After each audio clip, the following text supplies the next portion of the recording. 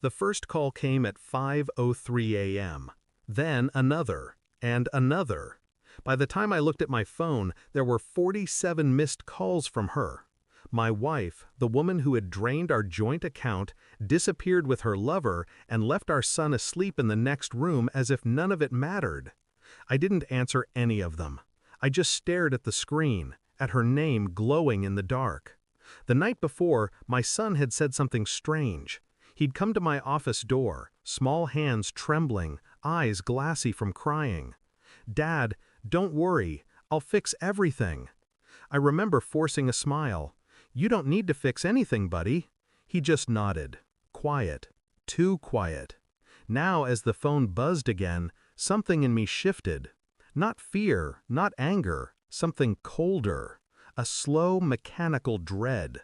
When I walked into his room, his bed was empty. He was 9 years old. Kind, soft-spoken. The kind of boy who apologized when others hurt him. And yet, he was gone. I found his tablet on the floor, screen cracked, still recording. A video file was open, half played. My wife's voice came through, muffled, distorted by distance. "We're leaving tonight. He'll understand eventually. Just grab your things." Then silence. The rest of the clip was blank, static. I watched it twice, 3 times. My hands didn't shake, they just went numb. There was no note, no message, no sign of struggle. But the 47 missed calls, that was no accident. Something had gone wrong, and she was scared. Part of me wanted to call the police, but another part, the part that had stayed quiet through years of her manipulation, her little lies, her business trips, knew better. The police could find her, but I wanted to understand why she was calling me. So I waited, and I started digging. Her bank transactions led me to a cheap motel on the edge of town, room 23. 2 occupants, paid in cash. I stood in the parking lot that night, watching shadows move through the curtains. I didn't go in, I just observed. Her lover was there. I'd seen his face once before. A coworker she swore was just a friend. The type that calls you man while sleeping with your wife. Through the thin window, I saw her pacing. He was shouting, slamming drawers. Something was wrong. Then I saw it. A third figure, small, hiding behind the curtain. My son. He looked terrified. I recorded everything. Date, time, details. I stayed long enough to see the man shove her. She fell, clutching her phone, screaming something I couldn't hear.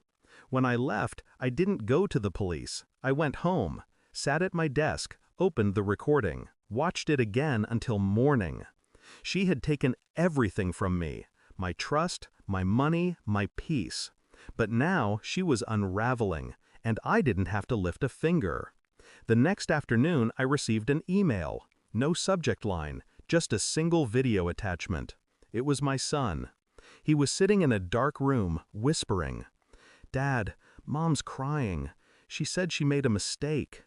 I locked the door like you taught me. I'm sorry if I did something bad." I paused the video. My chest tightened. He wasn't confessing, he was protecting me. Something had happened in that room after I left. I opened the news 2 hours later. Local headlines. Domestic dispute at Lakeside Motel. 1 injured, 1 missing. My wife was alive. Her lover wasn't. The report said she claimed it was self-defense, but the police were still investigating inconsistencies. That's when I finally called her back. She answered on the first ring. Her voice was cracked, desperate. "Where's our son?" I didn't respond.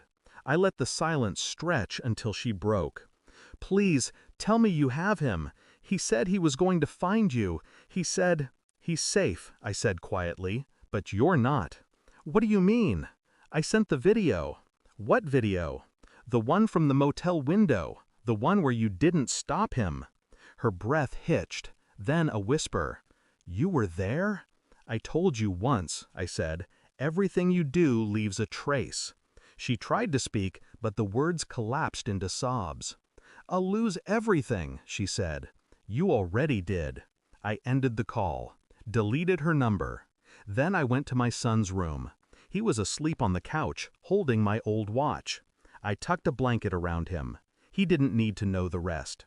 They arrested her the next morning. Accessory to manslaughter, perjury, fraud. The news ran her photo beside headlines about a mother's tragic choices. They didn't know half of it. I didn't go to the trial. I didn't need to. I'd already watched her break, one call at a time. 47 missed calls. 47 chances to tell the truth. She used every one to beg for help instead. Now the house is quiet again. My son laughs sometimes, though it still sounds careful, like he's testing if it's allowed.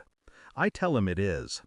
At night, when I check my phone, I sometimes see her name in the call log, but there are no new calls, just the same old 47, and I keep them there, a reminder that some lessons cost everything to learn. Thanks for watching. Don't forget to like, share, and comment.